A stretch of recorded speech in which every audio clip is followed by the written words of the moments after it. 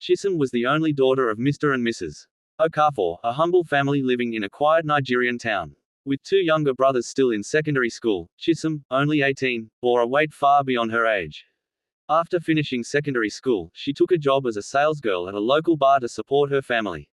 She dreamed of going to university or learning a skilled trade, but life had other plans.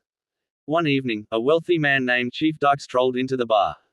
He was older, dressed in expensive clothes, and had the kind of confidence that made heads turn. He noticed Chisom immediately and was captivated by her innocence and beauty. After a few visits, he finally approached her. "I'd like to get to know you better," he said smoothly. But Chisom shook her head. "Sir, I'm too young for marriage or relationships. I want to go to school or learn a trade. I have dreams." Unbothered, Chief Dyke sought out her parents. He told them he wanted to marry Chisom and promised them wealth in return. He vowed to send their sons to London for school and even gave them a large sum of money. "In 2 weeks, I'll return to marry her. Convince her," he said, leaving behind riches and destruction.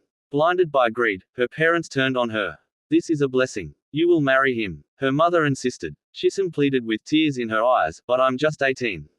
Why would you do this to me?" She confided in her best friend, Ifoma, who held her close and tried to comfort her. 2 weeks later, the wedding was held. Chisom cried throughout, her heart shattering as her parents celebrated. Chief Dyke took her to his mansion in the city, a place with tall gates, guards, and maids. The moment the door closed, Chisom's nightmare began. He was cold, selfish, and cruel. He didn't wait to show her his true face. That night, he forced himself on her. From then on, her life was a prison. He paraded other women in the house, partied every weekend, and never allowed her to keep a pregnancy. Each time she conceived, he handed her a pill with no remorse. Her parents received money often and lived lavishly, but never visited her. Her body began to shrink, her light dimmed. Whenever she was forced to go out, he dressed her in glamorous clothes to hide the truth. One night, her younger brother, Abina, had a terrifying dream. In it, Chisom cried for help, her face pale and thin. He told their parents, but they waved him off. So, he decided to find her himself. He traveled to the city and located Chief Dyke's mansion. The guards refused him entry. Just as he turned to leave, he saw a black jeep drive in, and Chisom stepped out. His heart sank. She was skin and bones, her eyes hollow. He wanted to run to her, but the fear of being harmed stopped him.